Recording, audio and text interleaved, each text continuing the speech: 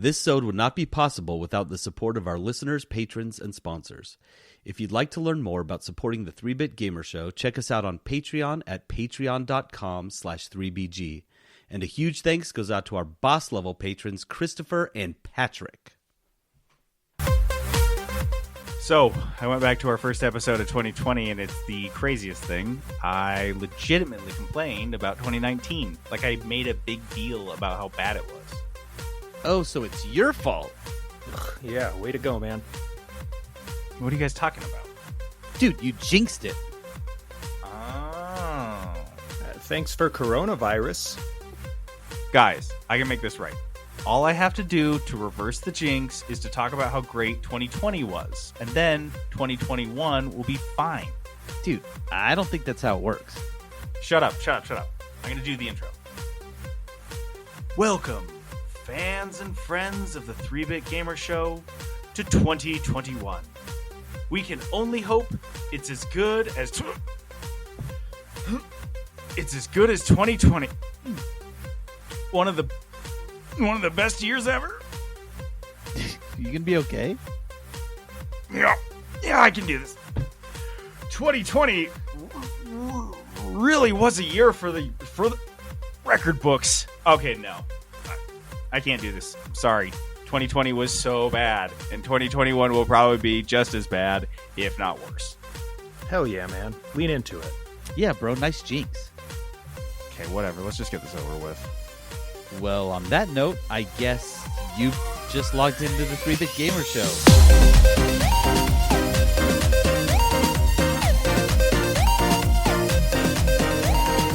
Welcome to the 3-Bit Gamer Show. I'm JD.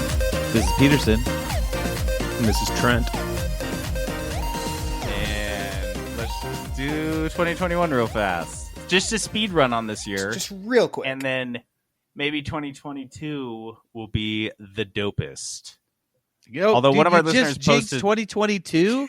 Dude, you are jinxing years ahead. Please stop. It's also called 2022, so Like 2020 as well. I saw that jinx. I saw that meme our listener posted. It made me very, very sad. I was like, dude, F you. Seriously. F you. Why would you even dare say you. that? Live from the 3-Bit Gamer Show. The news.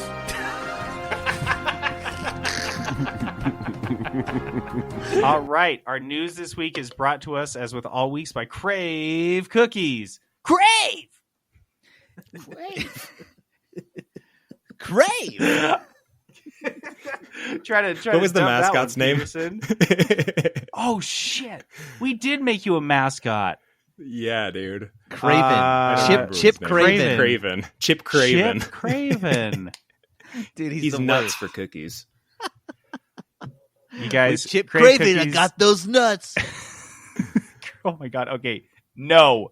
Crave Cookies are a sponsor for our news segment. You can find all of their amazing cookies at cravecookies.com. They've got Peterson's favorite right now, the Flintstone. Trent did a coffee cake. Finally, we've been praying for it. And the lemon bar is back.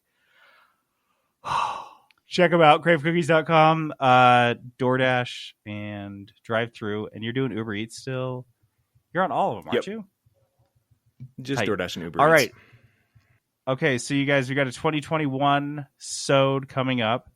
And so we're going to try to get through our news kind of quick and then get into our highlights for 2020 and our predictions for 2021. So Peterson, why don't you kick us off? You've done most of these. Most of these are yours. Yeah. So You run this. So this first news story is pretty rad. You'll get that in a second. So radical. Epic Games bought a development tool maker called Rad, who apparently you've probably never heard of them, but you probably have used their tools. What they do is they, it's not exciting. They do codes for encoding video files. But the thing why this is interesting or why this is good, first of all, because Epic, everyone knows they're making $1 billion a day on Fortnite or whatever, but also they have the Unreal Engine. which is their big tool. They've done a lot with it. They've just they have Unreal Engine 5. Is that the new one? And Yes. so It's a big what number. It's more than one. It's more than one, probably more than two. Less than 10. And so That's they've good. now That's good. bought this company called Rad, where they now they're implementing all these game tools into Unreal Engine for free, right? They're letting other people use it too. So just another kind of a good news story, just making Unreal Engine better and allowing still other companies to use this tool set. So, and the tools are, dude, did you see the tools names? The tools are called Bink and Oodle. I feel like I could have come up with something better than that. Well, I was initially like going to it. say those don't sound totally rad, but then I realized Bink and Oodle could absolutely be two characters in an absolutely radical cartoon show. You just have to say their names right. It's not Bink and Oodle, Peterson. It's Bink and Oodle. He's right. See? He's right. You're Way right. more radical, Dude, right? you're right. Hey, it's Bink Sorry. and Oodle. And I'm Oodle. Oodle. Yeah, Oodle's fucking weird though. Like honestly, He's the Oodle's weird like one. the Oodle's the weird sidekick. one. He's like Patrick Star. Oh, so But you obnoxious. can't not have him. You got to have Oodle, right? Yeah, Bink's the running the comic show, relief. but Yeah, Oodle's for the sure. reason I'm laughing at it. Yeah. Okay. What's Okay, so next story, another good news story. Guys, this is a really good one. Okay, I don't know how to say his name. You have to remind me. Reggie, you know what I'm talking about. Fils-Aimé. That's the what we decided. Reggie? Reggie The Fils-Aimé, Reggie. the last the retired president of Fils-Aimé? Nintendo Yeah, America. that sounds right. That's not how I read it, but in my head. I looked but it up that's- phonetically, and it was like, Yeah. eh. Yeah. Well, so Reggie, we're just going to say Reg. Reg is retired from Nintendo. And everyone. You can't say his last name, and you can't even give him the last part of his first name. No, We're just gonna This give him is 3 letters. Very informal. Hey, Reg. Extremely. Reg only gets that much because I can't. Look, this is me overcompensating for not being able to say his last name. I just call him Reg now. Yeah. Get it? So Reg, very successful career. I mean, well liked. Should do it bachelor style, like call him Reggie F. Reggie F. Yep. Reggie F. And under it says X video game. Ex-Nintendo. We are CEO. literally the only figures in the entire gaming industry that refer to Reggie Fils-Aimé as Reggie F. Reg. F. Reg F. Everyone's like, the fuck are you talking about? We're like, Reggie. Reggie. F. Reggie Say F. say his full name. No, I don't want to. I just did. I could if I wanted to, but I'm not going to. You say his full name. And say it real slow, real quick. I gotta. Yeah, and also, could you say it into my phone so I can record it and practice in the mirror later? For our interview of him later, because I really should know how to say it. I'm sitting here with Reggie F. He just stares at you like, the fuck is the matter? He's like, "Yeah, we're done here." Oh my God, I'm gosh! so sorry. What even I'm so is this? sorry. What are we talking about? I'm so sorry. Okay, his so nonprofit. Oh yeah. So he's joined the board of the New York Video Game Critics Circle. This is a nonprofit, and it's just a bunch of video game veterans. And what they do is they support in underprivileged communities. They support kids who want to go into video games, video game journalism, production, whatever. And this is awesome, right? Giving people a track in his free time, right? He's retired. He can do whatever he wants. And he goes back to his roots, back to the Bronx, where he's from. And he's helping kids there. So cool news story. Kudos to Reggie for kind of doing this and sticking with it, even though he's retired. You know, he's passionate about both of these things. So another good news story. Very Nintendo of him. Very Nintendo. And you know what? Nintendo never makes the blursties for worst studio. And, there's a reason for that. They don't make the blursties for most things, honestly. They're I don't know how. Nintendo and indie games just fly well below our radar somehow. Yeah. Or conversely, they just don't do shitty things to people. I don't know. They're just not terrible. Yeah. So kudos to Reggie for doing this. Shoot old Reggie F a Twitter message and tell him we said kudos. And make sure you refer to him as Reggie F in your tweet. Yo! Make sure to tell him that we sent you, for sure. Okay, Dude, Peterson, do I you need have to this do a next Bachelor story. segment where I give Reggie F a rose now? I feel like I have to do that. I think so.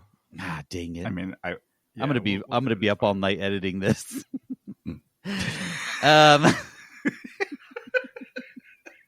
Can't help myself. There's nothing I can do about it. Gosh, dang It's just it. gonna happen. I hate this part of me. But I also love it. Oh gosh.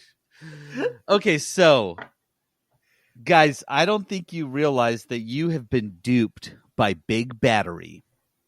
And I'm not talking I knew it. Tesla. Battery. What is I'm it this talking- time? Stupid little AA batteries, not Tesla battery, not your real good ones. These are the little AA's. Those are the ones that'll get you.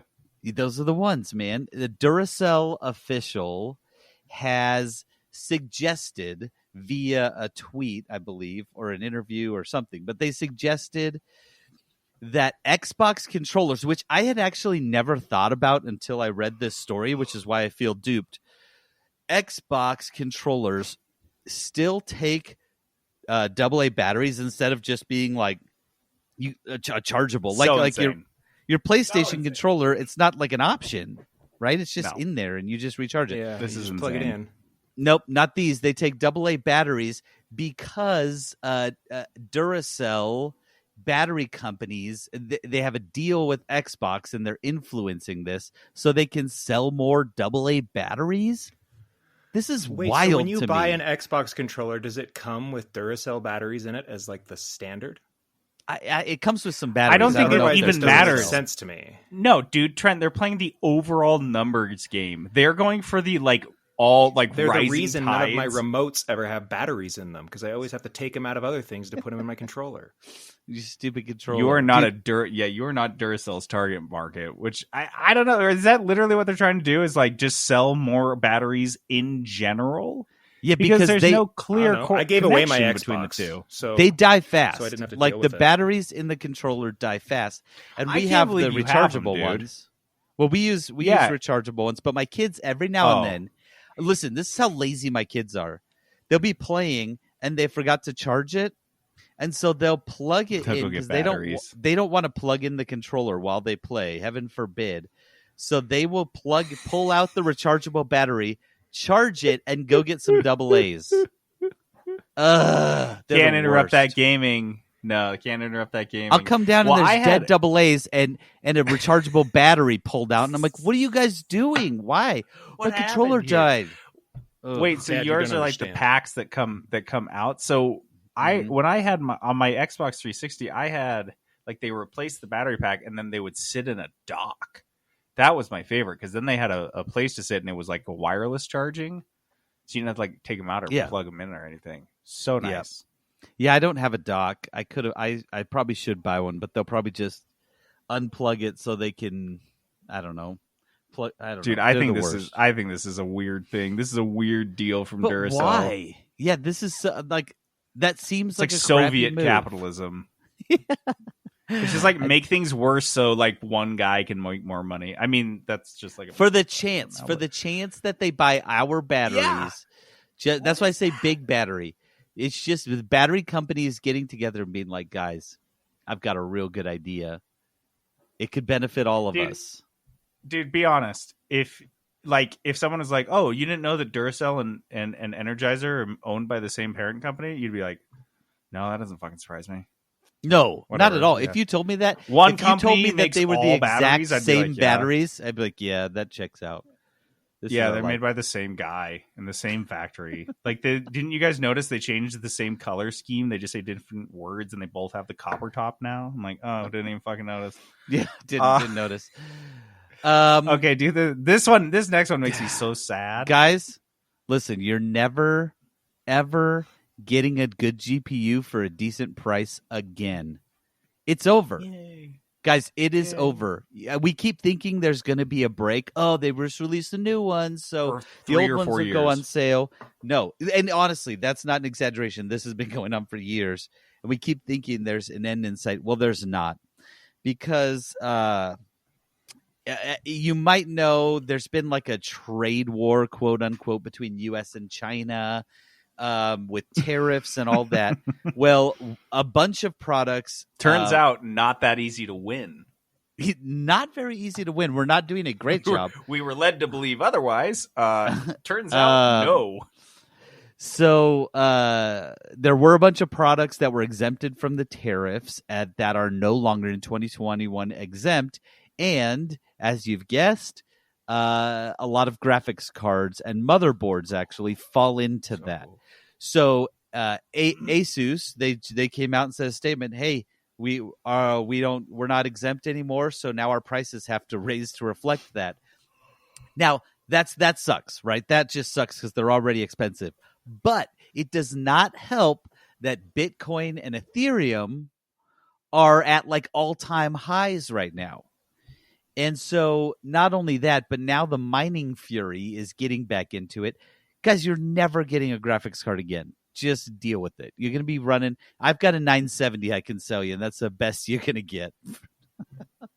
Dude, I hate it. I hate this. I was going to say that is just bad luck on these graphics cards that like it ended up right as they may have been turning the corner, and everyone could at least still get like a 10 series card and run.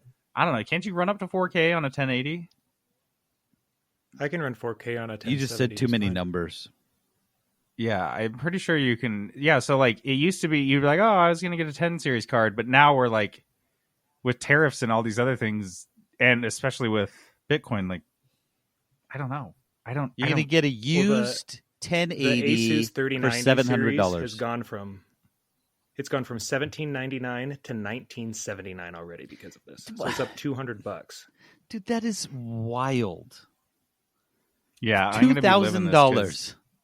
Well, I was hoping to build Jenna her first PC, and I'm thinking her first PC is going to look a lot like my first PC in like 2012. So, dude, I've got a 560 if you want it.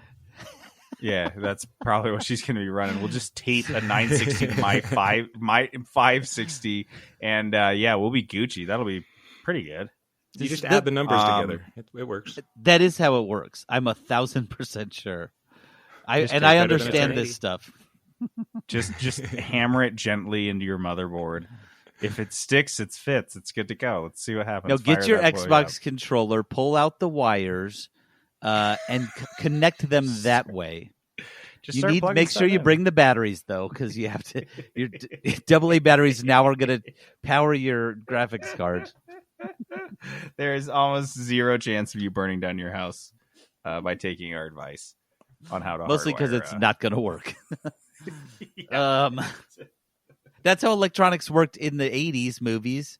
You just like click two wires together and anything will happen. Just cut them and splice them. Yeah, that's how it works. Okay, so this next story, guys, you know when you have like an idea for a long time and then finally someone else makes it and you're like happy, but you're also kind of mad? Yeah. By the way, this happened. Never. I won't even go into Yelp. It. I had an Yelp in junior high. Yelp? Yeah. I came up with e-readers.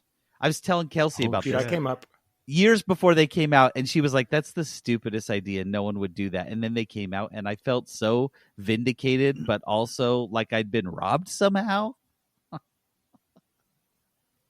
Dude, I came up with LinkedIn when I was in like third grade. No, I would go around the neighborhood, and I would, I'd go around my neighborhood, and I would have kids. No, this is Facebook. Pay me to put Trent their internet. Facebook. No, but because they would put their skills on there, so the neighborhood people could see like what they could use them for. It's like LinkedIn. Oh, It's like a shit. job. like a Or like child a, labor version of it, though. Yeah, Trent was yeah, making exactly. microsites for kids on GeoCities and charging them like $5 a pop. It was fucking genius, dude. This is a hustle. And this was in like the 90s. Dude, just went door to door around the neighborhood. It was great. Fill out He was this form. selling How to make a websites website. door to door. Have you ever heard of more fucking 90s saying in your whole life? Trent was selling websites door to door to his neighbors. What? Neighbor kids, mostly kids that were in like first grade or kindergarten. But Get in on Very it. illegal Peterson, now. what gonna be what huge. idea did you come Oh. up with? Slay the Spire, one of my favorite games of all time, is making a board game. And I actually, you know how, look, I had this idea where it was very similar to this, and I started putting it together, and then you know how lazy I am, so that I stopped. Right. And now someone is doing this. They're making Slay the Spire the board game. It's going to go, of course, onto Kickstarter, but I have to kickstart this. I think I have an obligation to kickstart Slay the Spire the board game. I mean, I have 430 hours in Slay the Spire, so I have to kickstart this, right? Yeah, like a compulsion. I think so. Like if you don't, it'll feel like you have an itch that you've never scratched for the rest of your life. And who knows? This could be the only run of this game, and you maybe see it at a Dude, board don't game say that. I convention. feel like did they contact you and they're like, "Okay, here's how you're going to get Peterson to buy it." Listen, dude, I Just have to tell start. him this is the only run. Like, I all right, have I to gotta make do it. myself feel better for dropping $100 on the Frostpunk board game. So if you had get this, to. You had no choice. yeah, see, that's what I keep telling you. You just have to do it, man. We'll be All right, in this I'm in. together. I'm already on Kickstarter hitting refresh. Wait, is it not out yet? When does it launch? It doesn't say he has no sometime idea this he's going to spring. be refreshing for It a just while. said this spring. So yeah, I'm going to be refreshing for about 6 months. Dude, here's my quick take on a Slay the Spire board game. I feel like this game would be really easy to make and almost impossible to balance. Like, is it going to be like single player, Peterson? No. Is that the setup? So You're you just playing can- it against yeah. board games? So you can, but you can play also up to 4 players, which seems interesting. I Impossible don't know how you do to that. balance. How the hell are they going to do this? That's going to be the craziest game. It's got to have like 600 cards. Oh, at I'm least, stoked. dude. I'm You so can't say stoked. 600 cards. I'll get so excited. 600 cards? Oh yeah. I was sent by the company Give me to some sell dice. this game to you. Give me some dice. Dude. So So yeah, I'm in. I'm stoked, dude. You'll have to let me know. I'm eager to see the way that these Kickstarter tabletop things go. You could get yours. You could order yours in 6 months, and you could get yours before I get Frostpunk. Like, we never know. So We could order it and never get it. neither of us could get it until like 2025. Like, it really is just a fucking gamble. It really The thing is, scratches I backed that a gambling children's itch. book 2 years ago, and I still haven't gotten it. See, Trent, the smart people that kickstart so many things they can't keep track of them, and then there's just random shit. You just have to get ahead of it. If you kickstart enough things in like 2 or 3 years, you have things showing up on your porch like regular deliveries, and you're like, okay, cool. These things was I this ordered again? years ago. Oh, yeah, it's like this. sending your future self presents. That's what JD, Kickstarter really is. You are legitimately describing every board game person that I know. They I just know. get board games and they're like, wait, what was Yeah. this from? Oh, that was years ago. I forgot about Yeah. that. I only put in $180. I'm active. Holy. Oh, my name's on the box. Wow, who knew? Oh, a $1,500 investment gets you that. Oh, that's nice. Totally Dude, forgot. I've been actively trying to forget that I kickstarted this game, so I'm excited when it shows up. But there's no way. Like, it's going to be 3 years. I'm going to be so stoked because I will have completely forgotten it. Dude, I kickstarted Brandon Sanderson's Leatherbound stuff, and I get they're the best. I get regular updates and emails on like the status on all the stuff because I still haven't gotten like the extras. Oh man, it's the best. They won't let me forget about it. They send you a little strip, like a little leather sample that Sanderson himself has touched, so you can sniff it and rub it on your cheek. Okay, shut up. You know I would too, so that's why you said that.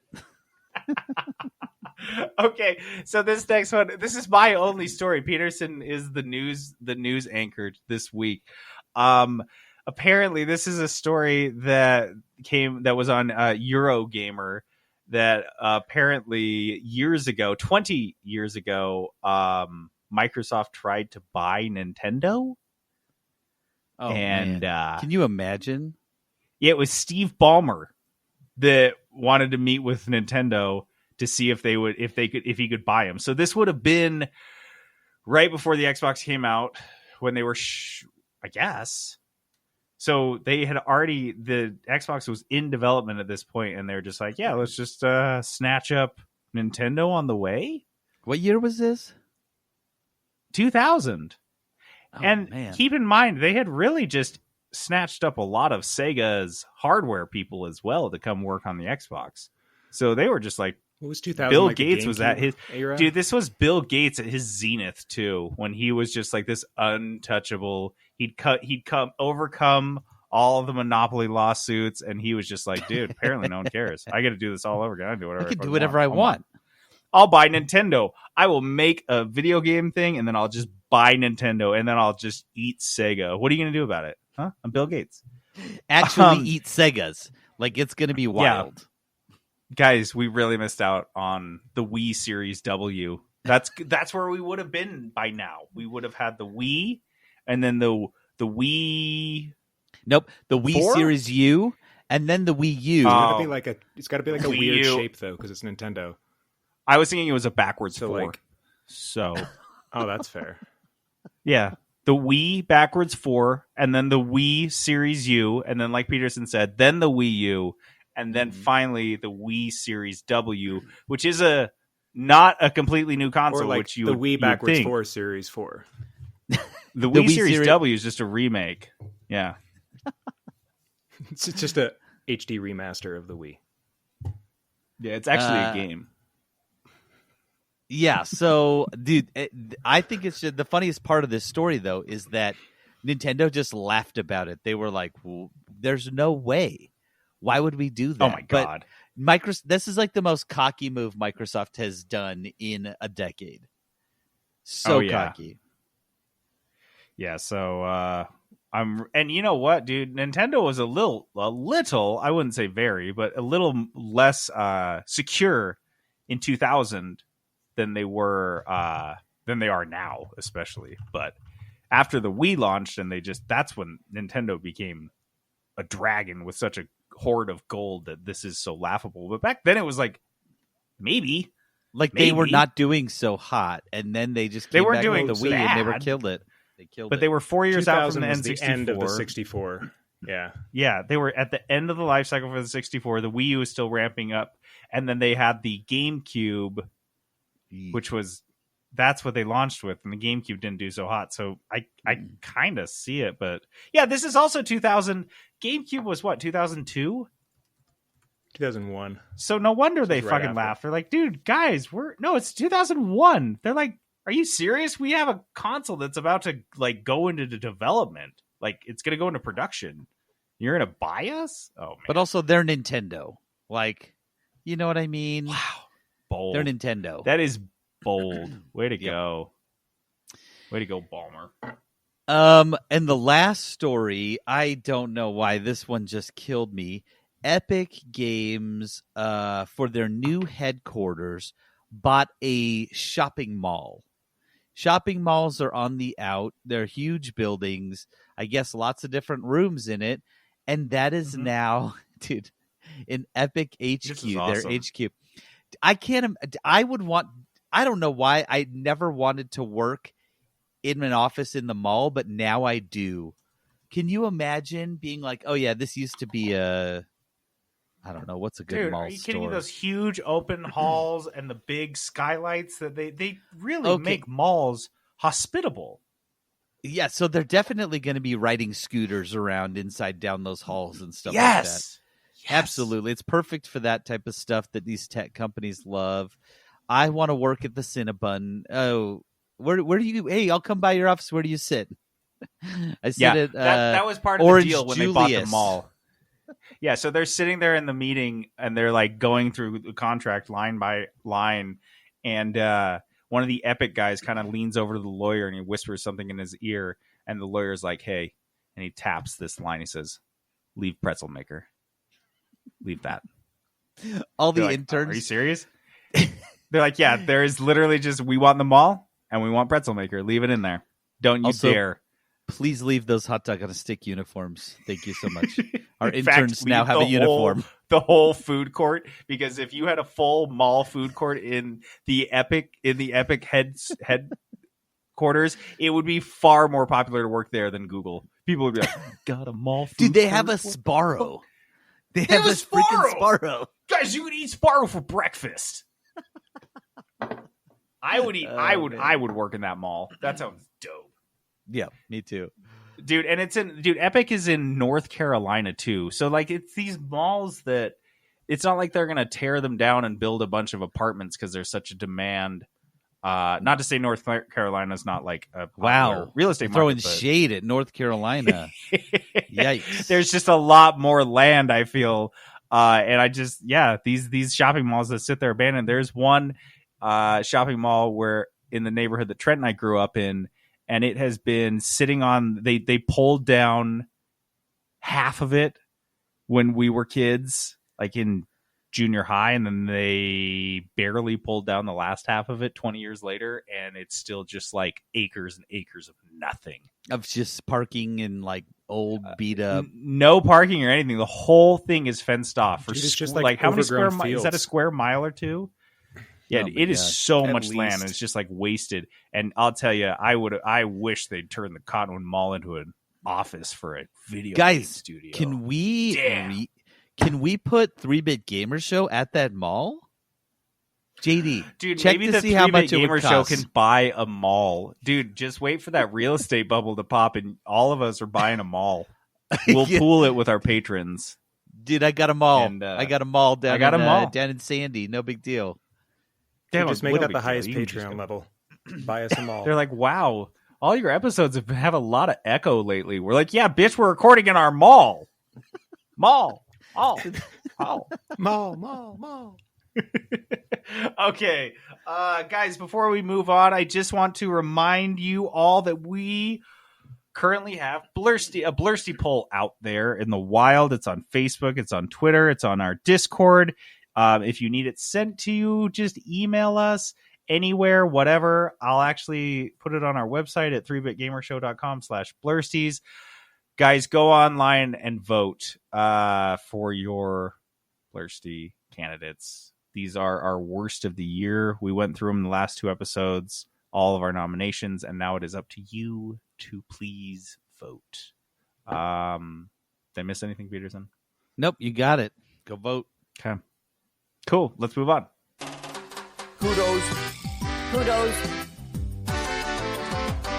Kudos. Okay. Kudos is our positivity segment. We like to give a shout out to something that we're way into. Trent, you can't. I'll go first. My kudos this week goes out to this show that I guess is on. God, this is embarrassing when I realized I looked this up because it was on Hulu, but I think it originally was on Animal Planet. Guys, this show is not about animals. It's a show called The Last Alaskans. Mm-hmm. It's a show about people who live in Alaska. Very much not animals. But I guess it was on Animal Planet. Jenna and I started watching it because it was kind of interesting. It is involves this huge forest reserve in Alaska that I think is like bigger than North Dakota or something. This like huge swath of land, and it's all designated as a wilderness preserve, except for these like few families that have had land or settlements in this wilderness earlier before it was designated.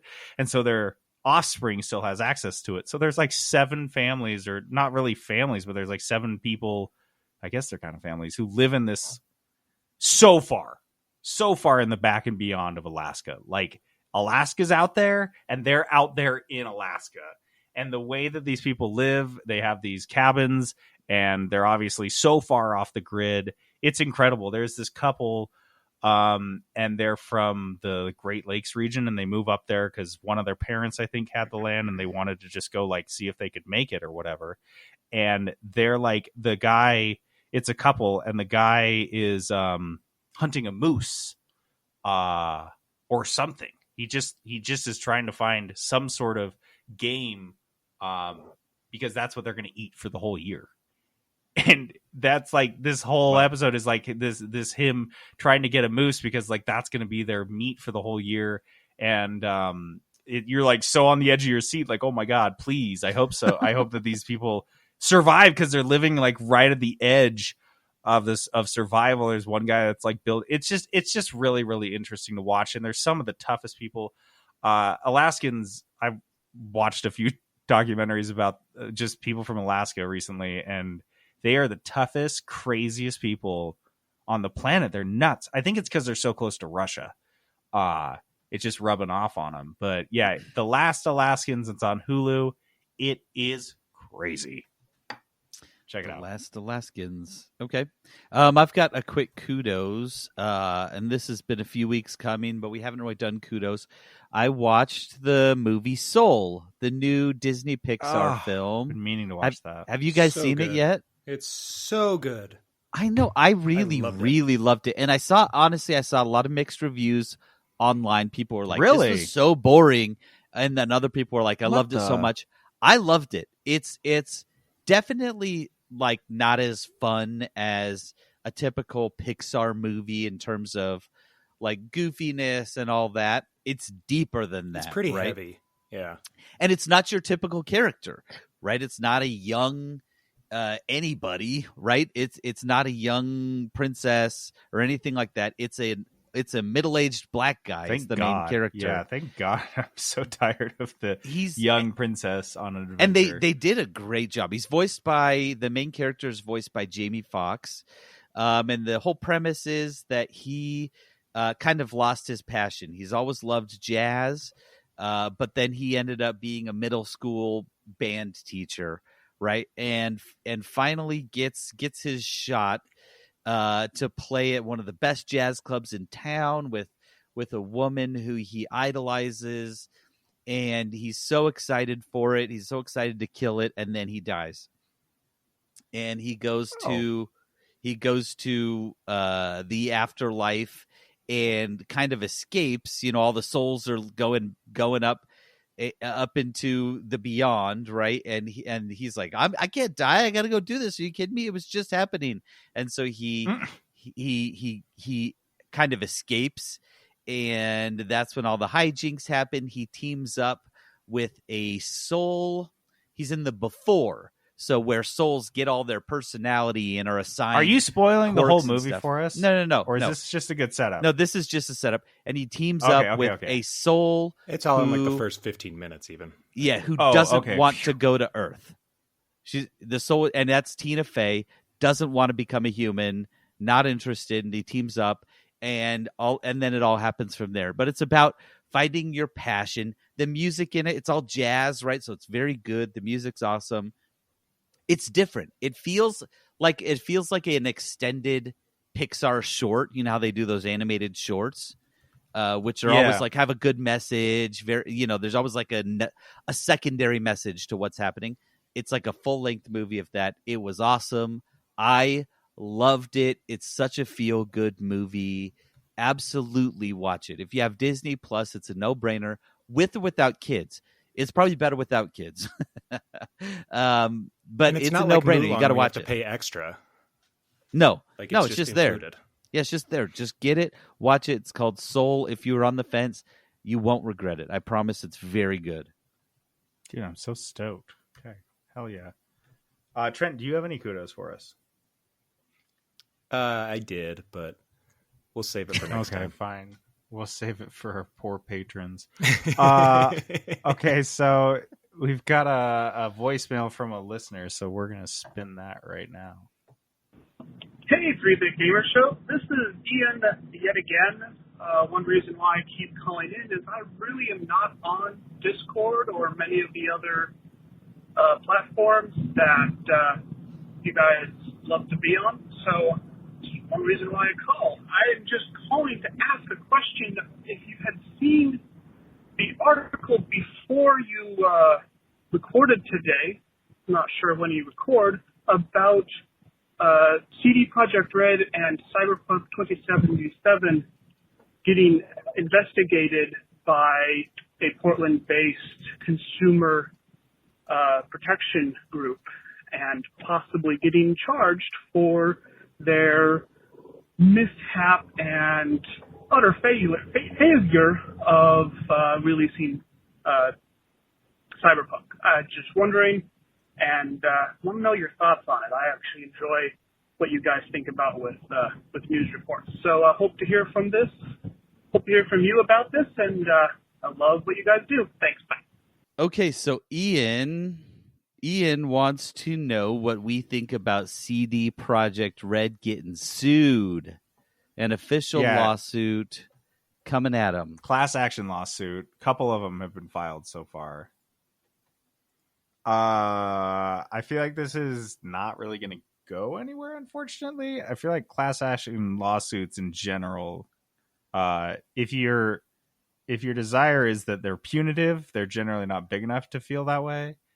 And if the desire is actually to get cash for it, they're definitely not going to be that way, because class action lawsuits are just for the lawyers to pad their finance accounts. But I mean, it also seems like kicking CD Projekt Red while they're down, so that's something, I guess. I just feel like okay. I feel like this is unwarranted to go to take them to court for their game release. It feels because they let people get refunds, right? So what? Mm-hmm. It's not like they lied about it and then didn't refund anybody. They refunded everybody if you felt like you needed it. And so this feels like a legal tantrum.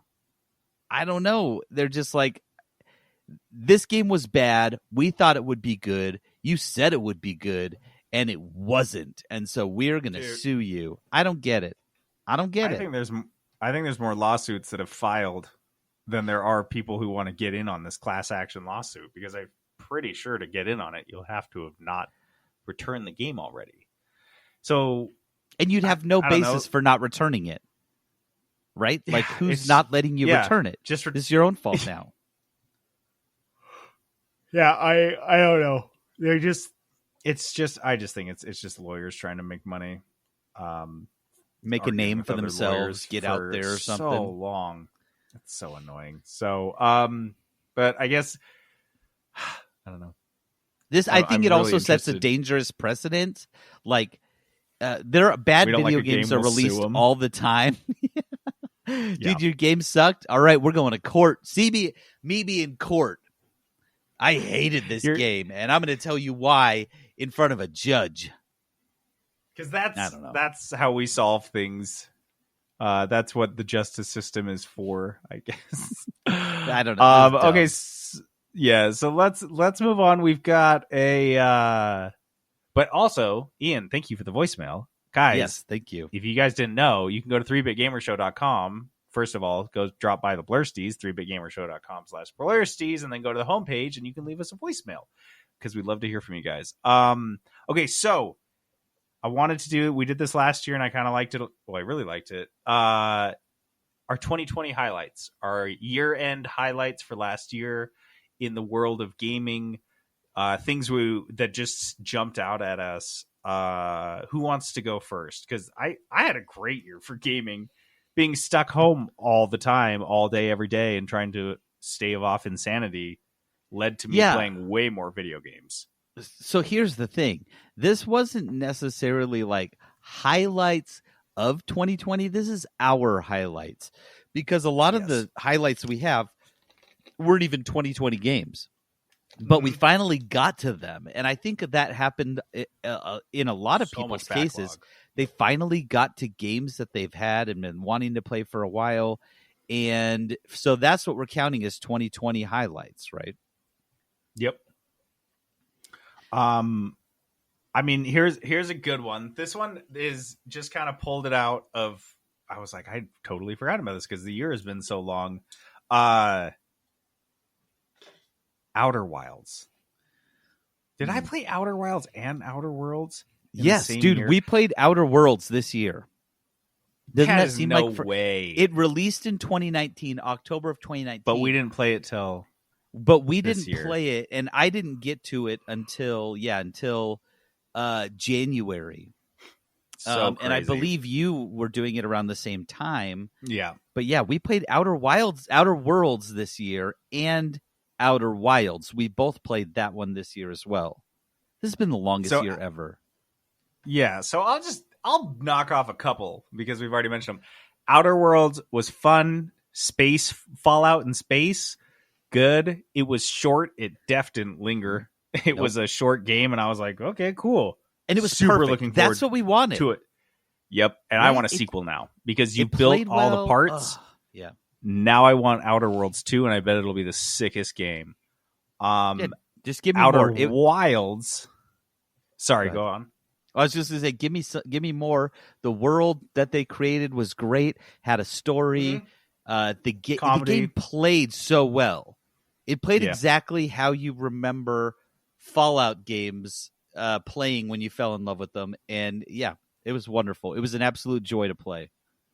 Yeah, I'd like to see the world fleshed out more, the decisions. There were so many things that it was just like surface level, but they did it really tight and they did a really good job of it. It's almost like something that maybe Cyberpunk could have learned from was just like kind of reducing the scope down to a point where it just didn't leave a bad taste in your mouth because it didn't linger long enough. Mm-mm. But the game that it got confused with, Outer Wilds, I ended up picking up later in the year. Totally shocked at, it wasn't like anyone led me to believe they were similar other than they both took place in space.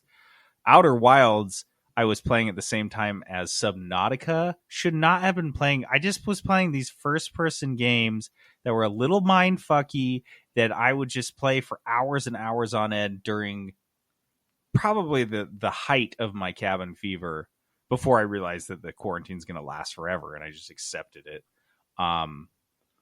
And, dude, those games freaked me out. Never finished Subnautica. Never finished Outer Wilds. Those games just scared the shit out of me too much. I never went back to them.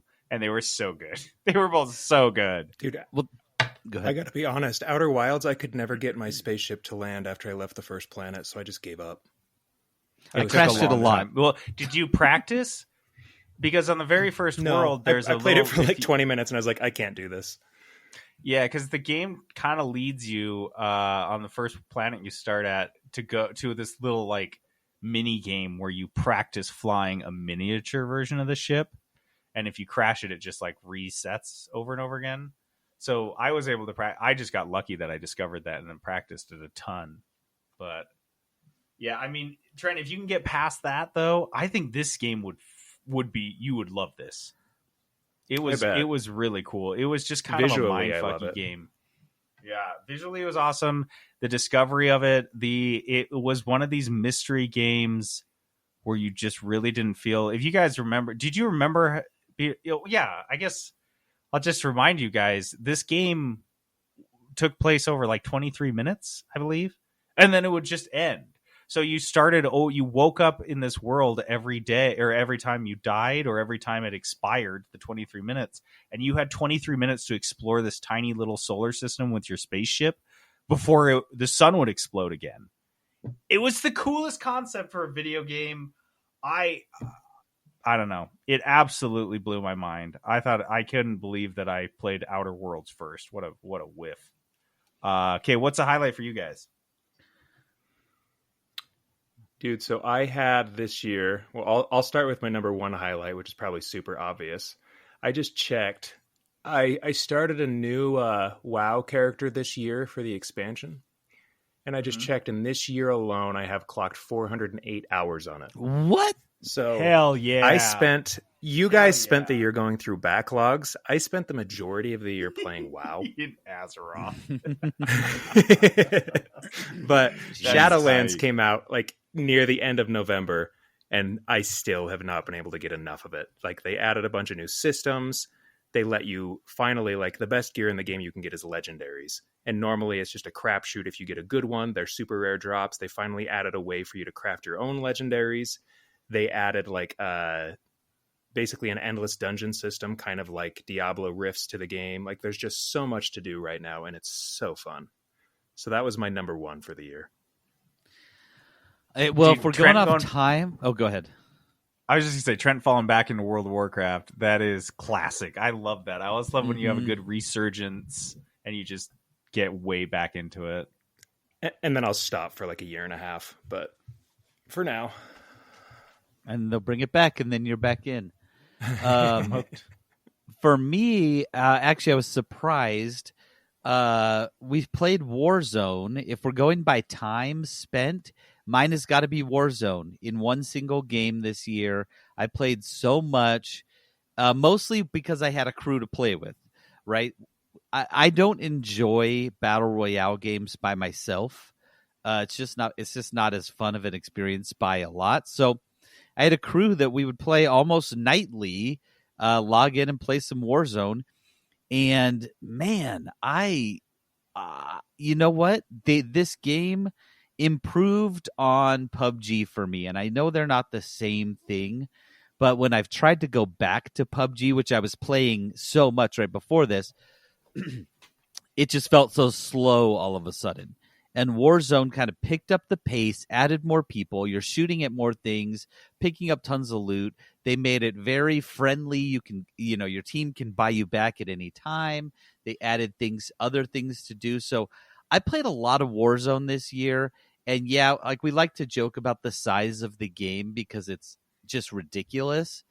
But I honestly enjoyed Warzone so much, and I played so much of it. So if I had to go based off of just time, Warzone would be my number one for this year, but it probably wasn't my favorite gaming experience of the year. Did you ever play Call of Duty games before Warzone? Not really. Like I've played them before, but I never played them. Like I never got into Call of Duty, but I had played them before, right? With groups. We used to get together when I lived in Seattle. We used to get together with a bunch of people and do like giant Call of Duty LAN parties. And that was the most I played Call of Duty. Yeah, you've been playing, let's see, Arma 3, DayZ, PUBG, and all of these Arma likes. And then you tried one COD game and you're like, nope, this is it. I did play the last one, which I didn't like as much. But if you remember the Call of Duty before this, the one where Warzone released, they had a battle royale, and it wasn't great. And then for some reason, they came in super hot with Warzone, and it's very good. Okay, so this one, Peterson and I both can talk about because it hit us so hard this year. Undermine. This was on the Xbox Live or the Xbox Game Pass. I don't know if it still is. At this point, I'd probably just buy it if I'm being honest. But it Undermine. It's a dungeon. It was an indie dungeon crawler. Is that what it is? It's a dungeon crawling roguelike. Is that what it is? What would you call that? Yeah, Peterson? It's a dungeon crawling roguelike. Yeah. Action roguelike. Yeah. Yeah, exactly. So it's like it's top down. So you land in a room and you're fighting monsters. What the weirdest thing that for me that made this game work? The weirdest thing was the jump. Right?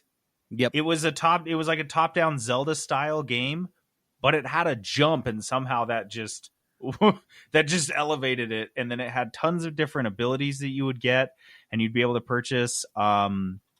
God, Peterson, I'm trying to remember all the stuff in the game. I feel like my brain is just like overflowing with all these different games. All the stuff you could buy. I mean, the thing about this game is there are so many artifacts you could get, and there's like blessings you could get and curses that you would pick up. And that's what made it great. I mean, JD talked about a few that he got early on that I still haven't seen, and I put a lot of time into this game. I still every now and then just log in just to play. It's kind of mindless because my character's so runs? OP now. Yeah, just run in and play. Oh dang! It was honestly one of my top. top 3 games this year, which was a total surprise. Yep. I downloaded it thinking it would be like a multiplayer game I could play with my kids. And when it wasn't, I just started playing and was so sucked in. I don't know. I just love it. I love roguelikes. And so, yeah, this game was wonderful. And the randomness was so funny. Like there was, okay, so you go through this game and the currency you're collecting in every room, there's generally some gold, and you go up and hit the rock with your pickaxe, and the gold pops out on the floor, and then you pick it up. There's a blessing, for example, that you get that when you enter the room, all the gold automatically just pops out and hits the floor, which is kind of convenient because then you can just go pick it up and you don't have to swing the axe a bunch. But then there's another blessing, and if you get both of them at the same time, there's another blessing that will, the second that gold hits the floor, it explodes in a mess of gold. And so if you get them at the same time, you walk into the room, all the gold just goes flying and then just exploding just everywhere, blowing everything all you up. did was walk in the room. It was just so much fun. I just couldn't get enough. And the fact that what I loved about this one is there was like a legit end in sight that you could see. Some roguelikes, like I think Monster Train, you can beat them really quick. So you get to the end and the idea is you're wanting to beat the game 100 times. With Undermine, it was like a chore, right? Like getting all the way. It took a while, which was, I appreciated it. I thought it was really cool. So yeah, Undermine was just an absolute highlight for me this year. Well, if I can kind of piggyback on that, because I loved Undermine so much, and then I played Hades, and this for me was my game of the year. I absolutely adore Hades. I loved the story. I loved the character interactions. I liked how it felt dynamic in the conversations that you would have with the different people and the different characters, and how much there was to do and collect and unlock. I don't know. Oh my goodness. I was so obsessed with Hades, and it's one of those games that I know I'm just going to look at fondly for the rest of my life. And I have a few of those where I just think about it and I'm like, oh, I loved that game so much. Forza Horizon 4, Gorogoa, these games where I just loved the experience. And that was Hades for me. I loved every second of it. I loved the different weapons and how they all felt so different. Man, this was such a surprise game for me that I fell in love with. I'm really looking forward to getting into Hades. I played it a couple times, didn't get into it because at the time I was playing Hades, I was playing Children of Morta, and I was trying to play Wizard of Legend, and dude, absolutely overwhelmed. And I just come off of playing Undermine, so it was a bit much, it was a bit overwhelming, but I have heard nothing but great things about Hades, so I'm really stoked to really dig into it later. Trent, what do you got? Yeah, so my next one is the Final Fantasy VII Remake. I think it came out back in like March. This game was announced back in 2015, and so it's just been like endlessly hyped in the Final Fantasy community, and everyone was worried, how they were going to treat it, if they were going to stick to the turn-based combat and everything, and they released it, and it was awesome. You still kind of had the ability to do the original turn-based combat, but it was updated a little bit. Combat was super fluid. It stuck to the story for the most part, but since they're still making additional like titles, because it only actually goes through the first third of the game about, and so they actually changed the story a little bit to add a fitting ending, so it would at least conclude in case they didn't make another one. But the game was fantastic, and it hit like every note I needed for what's considered like one of the best JRPGs ever. So that was, I like Peterson said on the other ones, Shadowlands was probably the thing I spent the most time with, but Final Fantasy was probably my favorite thing of the year that I played, or favorite game of the year. I'm so impressed they did such a good job with it, honestly, because it was like people have been waiting this for like 20 years, right? Like they've wanted this for so long. Yeah. And then the fact that they did it completely like a remake, they didn't just do a reskin. Yeah, it wasn't just a remaster. Yeah. And they stuck the landing. They killed it. Like, I don't know. I think that's awesome. I was just so impressed that they did such a good job with it. Mm-hmm. Yeah, it was great. Okay, so I played a couple of. Wait, was Katana Zero? That's not an older game. Let me see what my older games were. I went through some older ones Watch this Dogs year. 2, Shadow of War. Watch Dogs 2. Oh, yeah. Okay, let's talk those two. Watch Dogs 2 is a... You guys, I played this. This game came out in 2016, maybe? 2017. It's pretty old. I mean, relatively, of course. But it's this cyberpunk hacker game where you have essentially a cell phone that can just hack anyone else, any car, anyone's phone that they're carrying, drones, lifts for like a painter's or I'm sorry, a window cleaning lift.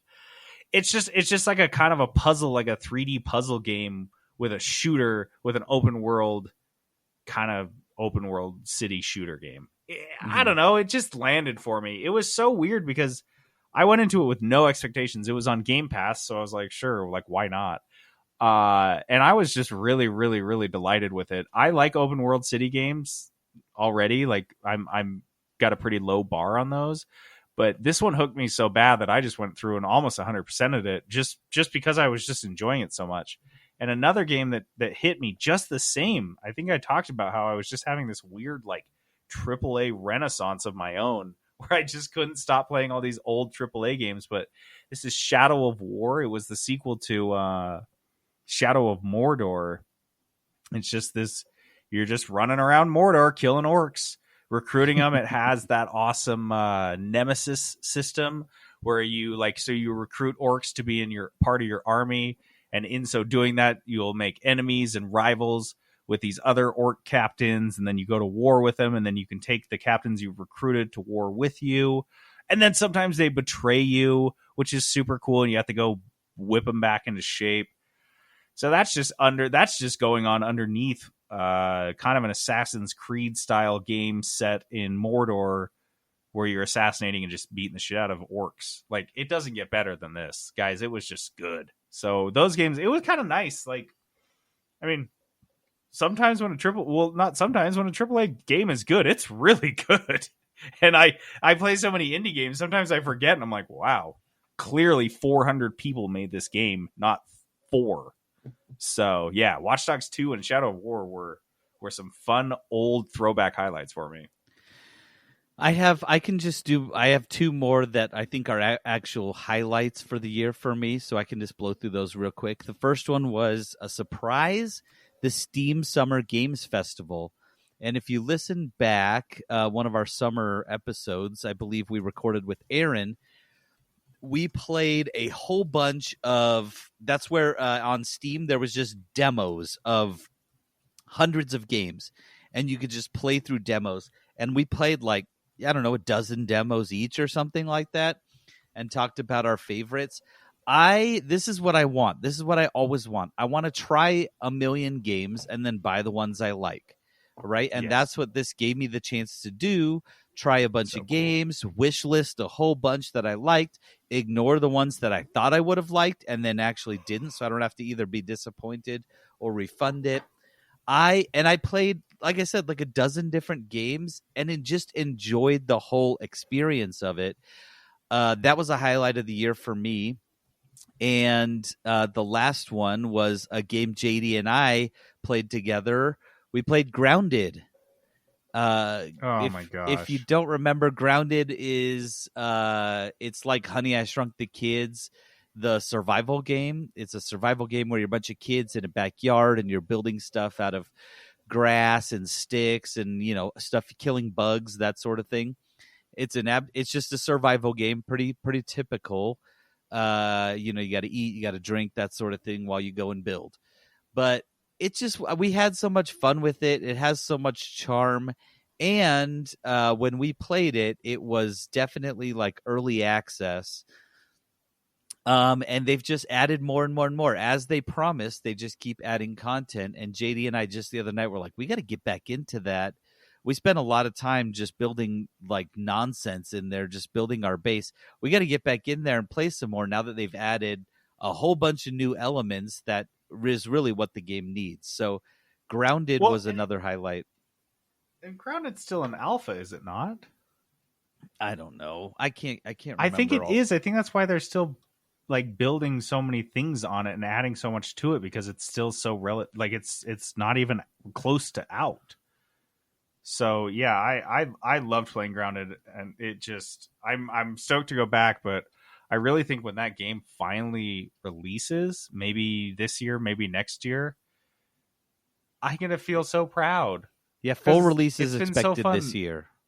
Watching it, dude, there was like, okay, so Peterson and I feels like we're playing this game that's not even fully built yet, but we're playing this part where we have to go harvest blueberries, and we go climb up this blueberry bush that takes us like an hour because we're 2 inches high, and we knock down a bunch of blueberries, which is a huge pain in the ass because there's spiders and stink bugs that want to kill you down there. Then you make your way all the way down there, and then maybe you die on the way down and have to get back, and then you go up to the blueberry and you try to mine it, and it's glitched. It just doesn't fucking work. And we got used, and so like this is how early Peterson and I played. We had like 4 or 5 blueberries, and we're like, oh, we like knew which ones were unharvestable. Like they'd become familiar with us. And since then we logged in one day, and all the blueberries were great, and we just mined them like crazy. And it was like, that's just I loved that experience, just seeing them fix things like that in real time as you're playing it. Like, I don't know, I think it's a cool experience. I loved Grounded. Trent, do you have any more? I've got one more. My last one is so my favorite game of all time, Super Mario RPG. They never actually made a sequel, but the spiritual successor was like the Paper Mario series, which I've never really been able to get into. So this year, Paper Mario and the Origami King was released. And it's the first time that I've like really felt that Mario RPG vibe from it. They added like a new combat system where there's a sequence of circles surrounding your character and you have to align your enemies in a certain way. It's still like a turn-based battle system. The story the story is really interesting. It's got really dark undertones. It's about the Toad origami craftsman made like a creation out of origami and tried to use the forbidden fold of life to give him sentience. And this king that he creates decides that he hates anything made of flat paper. So he attacks the entire Mushroom Kingdom and tries to fold them into origami and staple them so they can't unfold themselves. And so the game is about like dethroning this evil origami king to stop him from folding the rest of the Mushroom Kingdom. Super silly, but it was a blast. And if you liked Mario RPG, it definitely gives a lot of those vibes. Which we know Trent did. Well, I was going to say. Trent loves that game. How many times have you replayed this I then? love it. I haven't replayed it much because, WoW, but I played it. That was the thing is that series. I was like, okay, so Trent only has like 3 highlights, but I was like, yeah, but one of those highlights he played for 400 hours. So yeah, that tracks. It was a good year for me. That tracks. I have so many games left, Peterson. I don't even know. Do you want me to just go rapid fire through these? Just rapid fire the rest of them. Yeah. Rapid fire. Okay. These are some recent ones you guys have already heard me talk about. Katana Zero.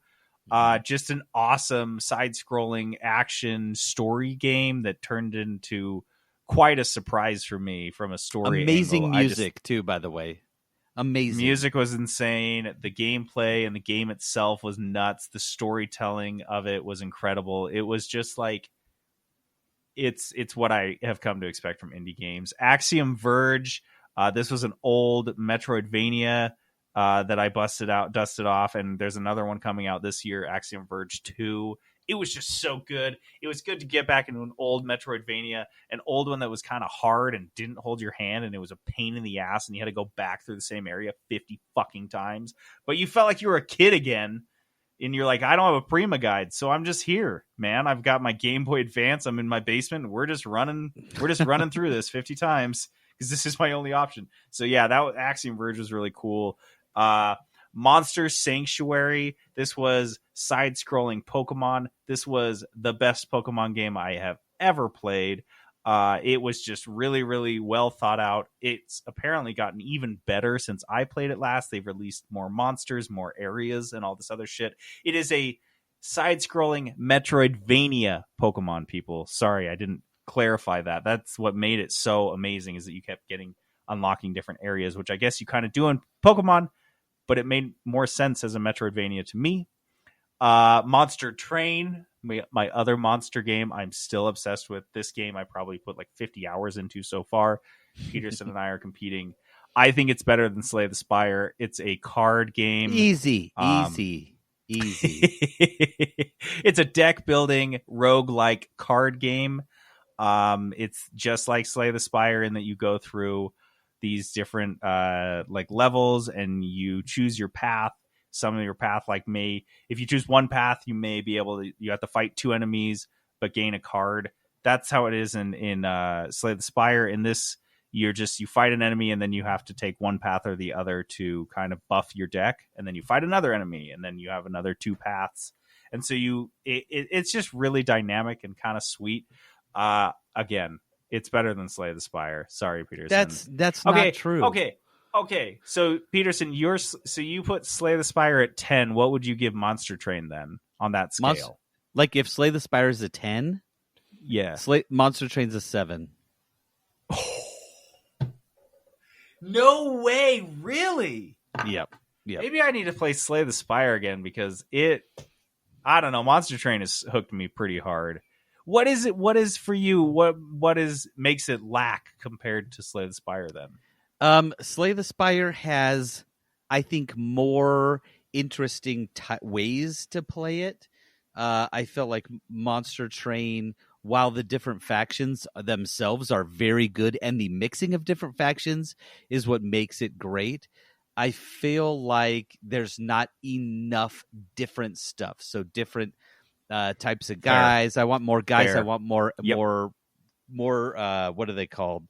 Artifacts. They're adding more cards. Monster Train is, I think, really early in development. Oh, I'm sure they'll add more. I'm sure they've added got a more DLC since I coming played right it. now.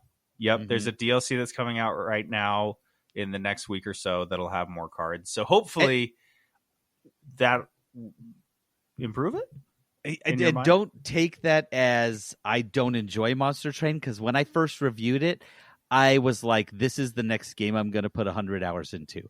It's very good and very fun. No question in my mind. It's an absolutely amazing game. Something about Slay the Spire, that's like the pinnacle for me. I don't know. It's crazy. And if you ever say anything against Slay the Spire, I'll kill you. Your house. And kill you. Okay, last 2. Wildermyth was a tactical kind of tile-based tactical game, but it was more than that. It was it was a multi-generational story RPG, kind of like a D&D feeling thing. Honestly, playing this game while I was watching Avatar got into my head, guys. It like bored into my brain, and it was just the most awesome role playing I've experienced in a video game in a long time. So Wildermyth was dope. And then finally Carry On was the indie reverse horror game that I was watching for years and years, and it finally came out. You play as basically the monster from John Carpenter's The Thing, and you just take over a laboratory of some kind and just murder people in the most violent, epic, awesome fashion. It has the smoothest controls so good. I think I've ever played in a game. The controls just felt so smooth. I don't know why. Incredibly intuitive. That's the thing. When I played it, I was like, wow, this feels good. I don't know. It's a very well designed game. I was like, this is what they made the Xbox controller to play, apparently. Yes. The entirety of game controllers have evolved to play Carry On. And the one little caveat on Carry On is that was the game that made me realize, because after I bought it and spent $20 on it and played it only for 3 hours because it was pretty short, then they put it on Game Pass. So that was the game that finally encouraged me to get on Game Pass. And I have to say, because they're our sponsor, our corporate sponsor, Game Pass is another one of my highlights for 2020, because a lot of these games I wouldn't have even looked at had I not had it. So that was the best like $60 I spent this year. It was like $30 because I started in the middle of the year. But yeah, Game Pass on my PC was just one of the best parts of the whole year. Awesome choice. That's all I've got. Do you guys have any more? Nope. Okay, let's do this. Let's do 2021. We have some. I mean, my predictions are fairly wild. I don't know about you guys. I've got a mix. Predictions for this year. Things that are coming in 2021, year of our Lord.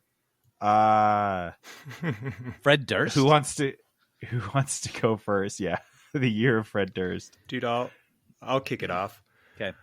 I think we are going to see either a Switch 4K or Pro model this year. Oh, if not a brand new console from Nintendo. Really? They seem to do them every 5 years. 4K is out everywhere, and Nintendo usually lags, 2 years behind that trend. I think we're going to see it this year for sure. Yeah, I mean, we know that they're working on a upgraded version of the Switch. I would love it if it came out this year. The rumor is that it's supposed to come out this year. I don't think it'll be 4K. That seems aggressive. That thing will cook, but I don't know. Maybe. What else are you going to upgrade on it though? It's already it does 1080, doesn't it? The battery life. I don't know. The Joy-Cons. 2K. Minor graphic upgrade Switch. Let's go. We do like a 1.5K. You won't be able to tell. But you'll still buy it. Yeah, like a new Switch. I got to get it. So yeah, I think that's a good prediction. I've got an easy one. This is low-hanging fruit. I predict, even though they are trying to say otherwise, that there will be 0 major in-person events in the gaming world. I know there's... Yeah, I know a lot of people are thinking they're going to pull something off in June or July. And maybe I should... No, they're going to push it back to October, November. November, we'll see our first ones. I might eat crow on this because I'm pretty sure Japan has 0 coronavirus cases and never had any because everyone wears masks 24/7. So maybe they can have them but then again, you can't have an event in Japan and invite all the rest of the plague rats over to your beautiful little island to come infect your populace. Like, fuck that. No, so I don't think there's going to be any. I don't think they're going to do shit this year. I think there will be one at the end of the year. I think we'll get one in October. That's my prediction. Okay. Yeah, I think that's a good one. Okay, let's see. Okay, so this is a bold prediction because I don't think it's going to happen in 2021. However, I do think it's going to happen, so I'm just going to keep saying it. I think Game Pass, Xbox Game Pass, will be available on the PlayStation. I think that's Xbox's. I think that's Microsoft's not the Switch. Big play. You think it's going to be on PlayStation before the Switch? Oh no! I should say I absolutely believe it'll be on the Switch. I believe it'll be on the Switch this year. I'm not doubt my bold prediction is that it will be on PlayStation. Now, again, I would be shocked if that happened this year, but it's going to be on Switch, and it's going to be on PlayStation. That's my prediction. All right. That's an interesting one. I would have thought maybe Sony would launch like a better version of their PlayStation Now subscription. Oh, they'll try to try to be Games Pass, but that's a bold one. All right. I've got one. I think 2021 is going to be the year that cloud gaming finally takes off in response to all the hardware shortages. Yeah. Stuff like nice. It's probably not going to be Stadia, but that's one of the places that people claim to be able to actually play Cyberpunk properly. Dude, it could be Stadia, hardware, honestly. So. It wouldn't surprise me. Hey, I'll do a mea culpa if it's Stadia. I just think it's time. Well, the thing is this pandemic I accidentally subscribed like 2 months ago. Oh my god. You what? Do you have the controller or anything? Can you use it? You can play it. I played Destiny on it for a little bit. Like I signed up for the free trial just to check it out, and it was one of those sign up for the free trial and forget to cancel things. But yeah, dude, the pandemic has made some really weird industries thrive that you wouldn't think. I mean, my favorite example is that there was a milk delivery service here in the Salt Lake Valley for 100 years or more, like 110 years, called Winder Dairy Milk. Yep. And they delivered milk for my folks. That's what we had when I was a kid growing up, like glass bottles, like reusable. Like this is like vintage, very Saturday Evening Post. And they closed at the beginning of this, the beginning of 2020, because like they're like, this is a dying model. Everyone just goes and buys milk at the grocery store. No one wants some guy delivering milk. And a couple months later, this couple from Idaho found out that there was this open market at the Salt Lake Valley, and they had experience in a dairy, and they're like, "Well, okay, we'll go set up a little tiny," because Winder Dairy was a huge dairy, it was a big thing. And this couple thought they could do it a little bit, they could do a smaller cottage industry approach to it. Well, guess what? They set up shop in March. And they have been blowing up. And the best part is, I'm sure Winder Dairy's looking over their shoulder, like, what the fuck? Wait a second. What the shit, you guys? And they're blowing up, dude. They have the crate, and they have a lot more than milk, and I won't go into that, but I think that there's definitely a possibility that Stadia just comes out of nowhere, and they're like, oh, so you guys can't buy a GPU for 4 years? Give us $100 and we'll let you play a bunch of games. Yeah. Yeah. I mean, if people are desperate enough, that I absolutely see that coming. I like that. That's a really good prediction, Trent. I like that a lot. I have one that's a little shitty, nasty prediction. Amazon's New World, their MMO, just never going to come out. I'll just unhighlight my prediction for you. Oh my gosh. Keep going. Yeah, so that's what I'm saying, dude. I just don't think... I think whatever it is, Amazon's New World will get a worst launch Blursty nomination. I just think there's no way around it. I don't think they could roll out... I mean, how many game studios have successfully rolled out an MMO that just like at launch was like, okay, it's not going to happen. And they're going to get so scared. Maybe. Yeah, maybe 2. They're going to get so scared and freaked out that they're going to just be like, no, cancel it. That's what we did the last time, right? They're like, yeah. They're like, okay, just cancel it. Bring it back. It's done. So, yeah, New World's just not going to come out. So Never. Good. Trent's is very similar to that. Yeah, Trent. I'll just say mine quickly. I said New World was going to launch for a month and then quickly go back into beta. So same thing, and then get canceled. Okay, and here's one that's a little less. Sorry, Peterson. I just have this one because it's less. It's a little more unlikely. I predict, if you guys were unaware, there are 2 major video game movies coming out this year: Mortal Kombat and Uncharted. Uncharted is actually set to star Tom Holland and Mark Wahlberg as Sully. And my prediction is that the Mortal Kombat movie is actually going to be better than the Uncharted movie. Wow. I don't know. Oh my gosh. No one thought the Sonic movie was going to be good. That'll be disappointing. I don't know. Just saying, Mortal Kombat could just turn out to be amazing, and everyone's like, whoa. So good.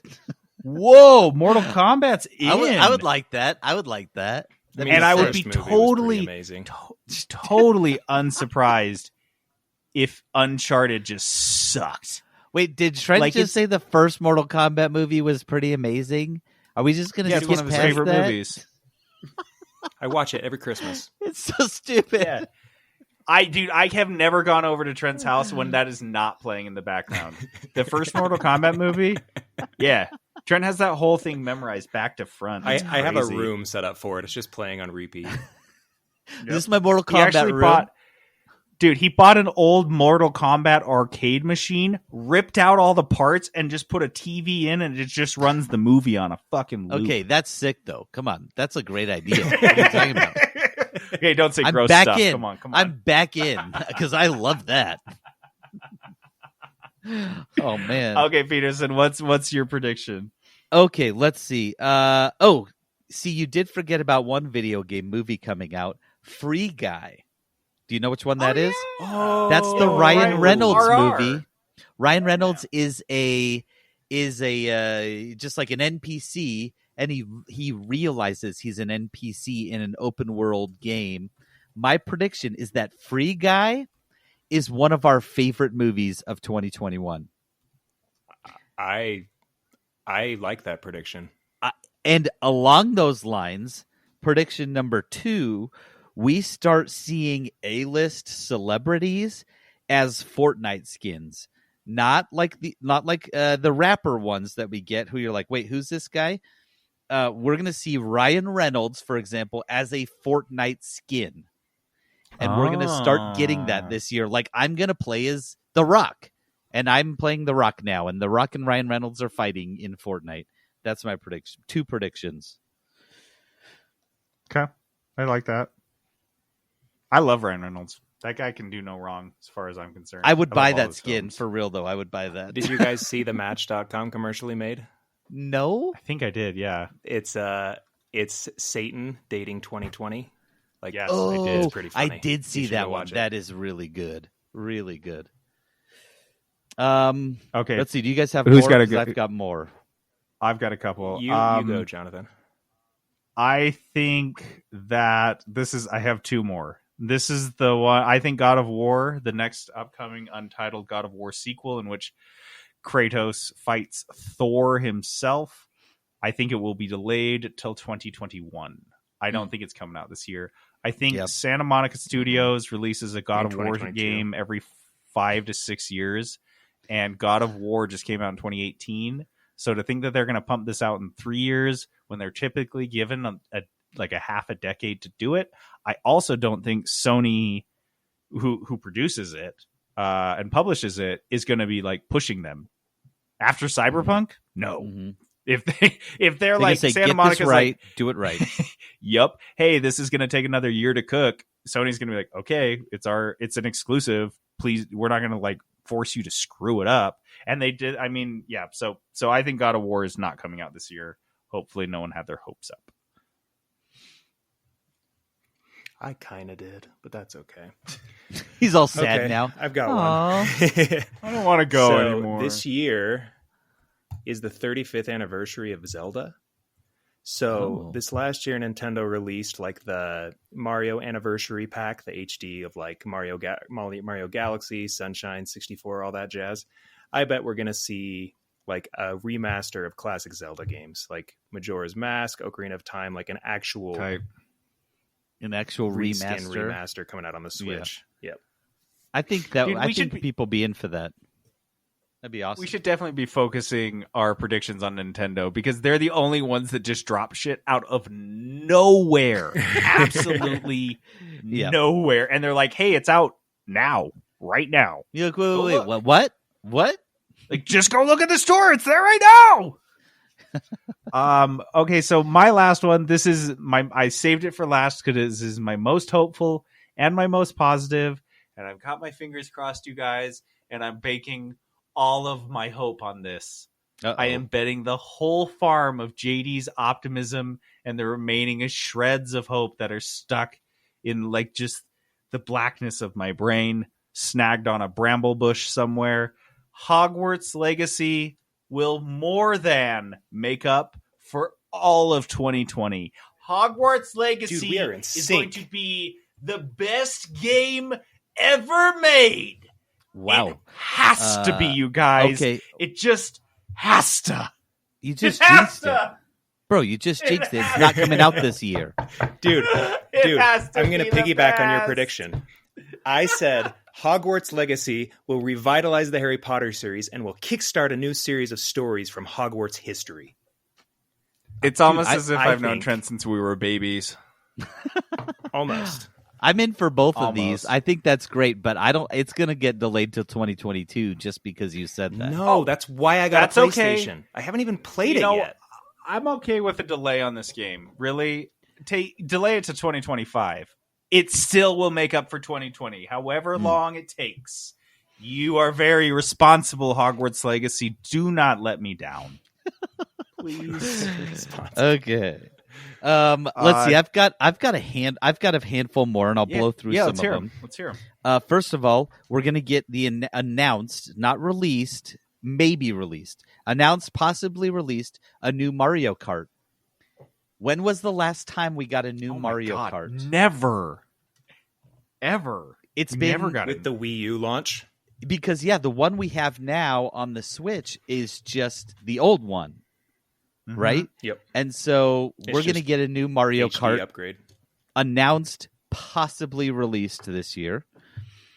We're gonna see a Ninja Turtles game announcement, and it's gonna be in the style of Arkham type of games. So it's gonna be like the Batman Arkham games, and you're playing turtles. So it's gonna be a little bit more realistic looking, and it's gonna be a brawler, but along those types of lines where you're like blocking and then hitting and doing moves. I'm way in for that. Right? Doesn't that sound awesome? Now I kind of want it. Stop doing this to me, Peterson. I'm so sorry. I can't take another Simpsons game. I can't. It won't be released this year, just announced. Let's see. Game of the Year is won by a game not on our radars at the moment. So it could be a game people know about, but it's going to be released, and it's going to be a breakout Game of the Year that everyone's going to be like, where did this come from? And they loved it so much. Kind of like Hades, right? Like we'd heard about it, but no one was really paying that much attention to it. And Game of the Year is going to be one of those this year. Okay. Guys, I love Cobra Kai, right? And I think somebody's going to capitalize on the success of Cobra Kai, bringing back something from the 80s that they can bring back as adults. And I think they're going to do this with Double Dragon. So I know they've had Double Dragon games like since the early ones, the first ones. But what we're going to get is Double Dragon a la Cobra Kai. So it's going to be grittier. It's going to be 35 years later, following the characters and the gang they were fighting in that first game. And it's going to have way more of a story. We're going to play 50-year-old Double Dragon characters. Is it still going to be like classic 2D side scroller, or is it going to be? It's going to be a little bit more than that. So it'll be more 3D looking, but yes, it'll still be that same type of like a beat 'em up, but way more story involved. So we're going to see tons of story in it. Well, if you know anything about the Double Dragon story, it's that we want more of it because they say things like butt finger and shut up, baby. Yeah, that was the 80s stuff. That was the 80s stuff. So we're going to get adult them. They've grown up and they've back off, wiener. Butt liquor. Yeah. Oh, I love Double Dragon so good. So much.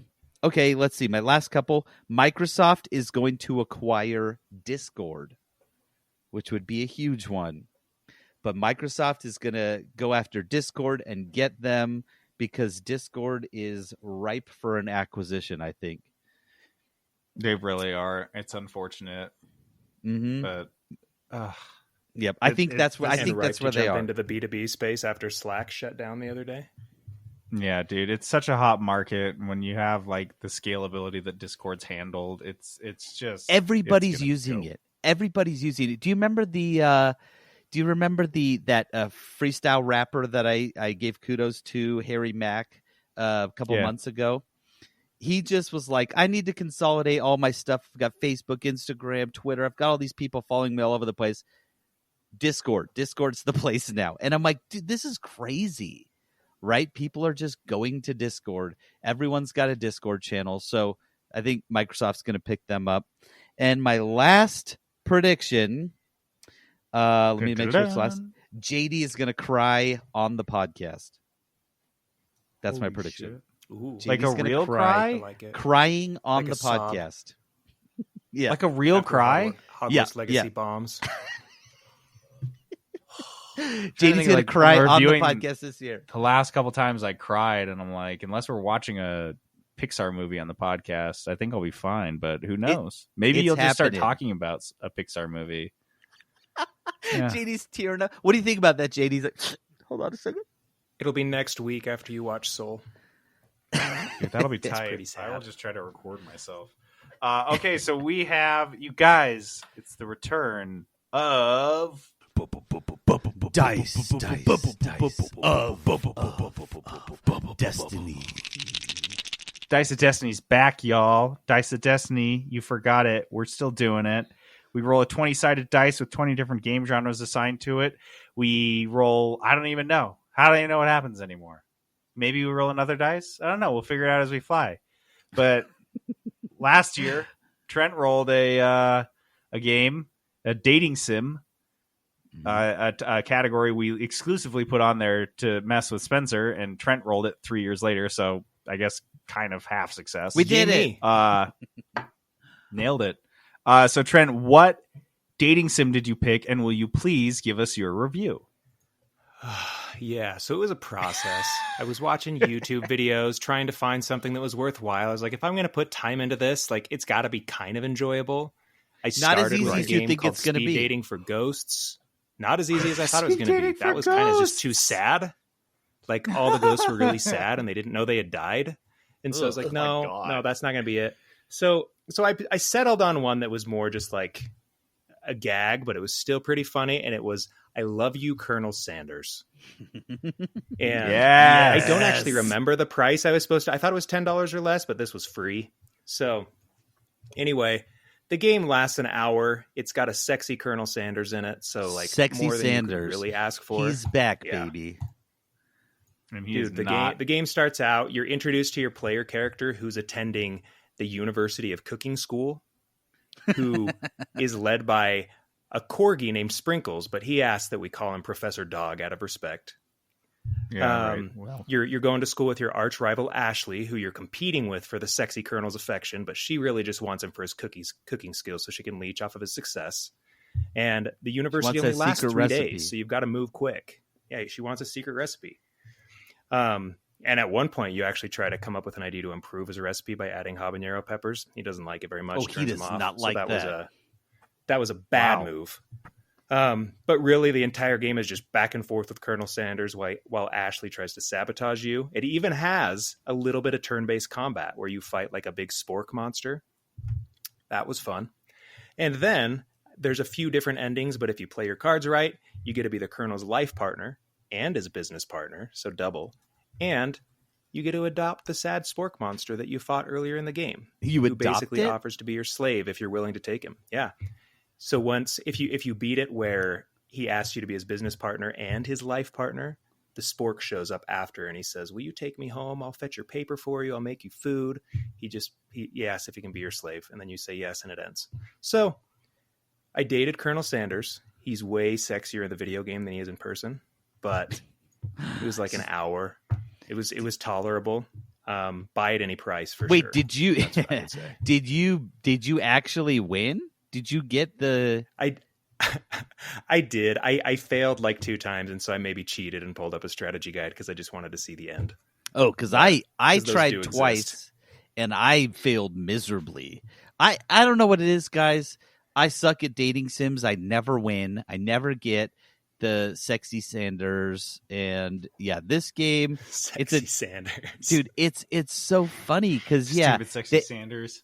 He never goes for me. I tried so hard to please him, and I just didn't. So that was my. The greatest part is the beginning of the game, like right when you launch it.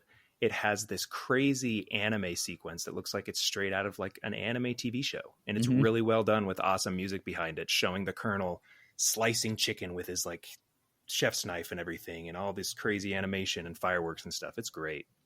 So for a dating sim, it's probably about as good as you can do, I would think. But you know what? That is funny, a stellar review. As good as you can do. You did it, guys. Well done. You know what this game didn't make me want? Fried chicken. I don't know. It tried really hard to make me want fried chicken. No, yeah, I didn't want fried chicken after that, though. I just wanted Colonel Sanders' love. Colonel Sanders wanted fried thighs.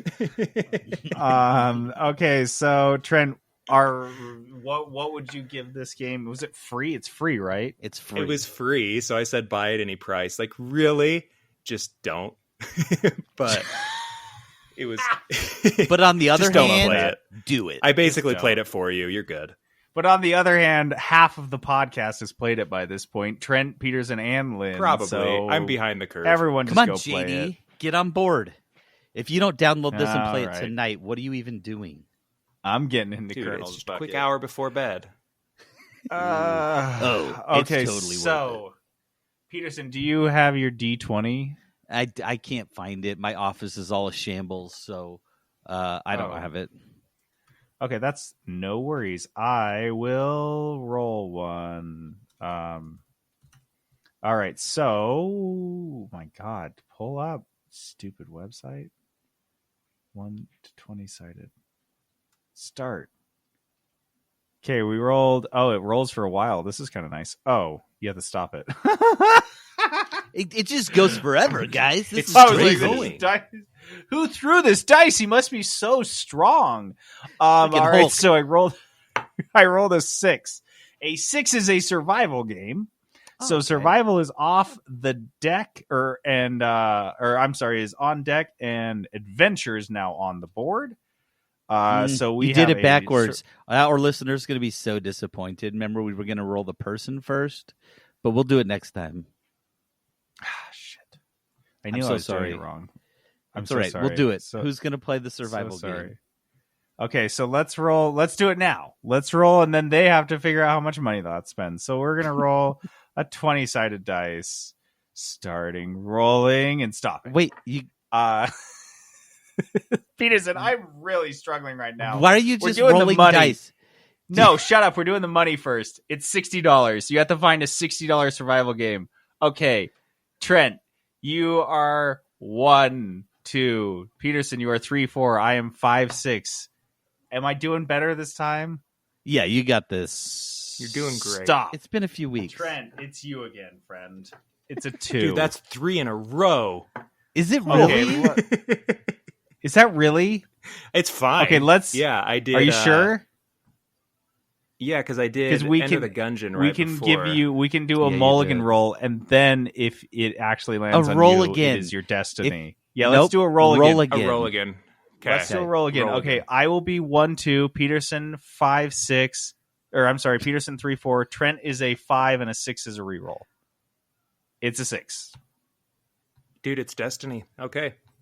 It's a Oh, 4. that was a reroll. It's a reroll. No, It's 6 was a 4. reroll, and then I rolled a 4. So is that you, Peterson? That's me. Okay, Yes. so Peterson, I'll Survival. put this on the dock. I'm oh, you pulling up already my put it on Steam there. wish list now. Oh, sick. Okay, so Peterson now has to play a survival game for $60. Oh yeah. Dearest apologies for everyone that struggled to the end of this episode and got to hang out with me struggling. I'm pretty tired, I guess. I'm gonna go drink a soda. It's pretty early. Okay, so that's it, you guys. To play us out, we have the music from Undermine because it'll just take me back. Just listen to that over and over again. So many times. All right, guys, do not forget to go vote for our Blursties, 3bitgamershow.com/Blursties, or Twitter, or Facebook, or Discord. You'll be able to find it in one of those places. We need your votes, and we will reveal the winners next week. That's next week. It's the Blursties winners. It's so great. All right, that does it for us this week. I'm JD, logging off. This is Peterson going AFK. This is Trent signing out.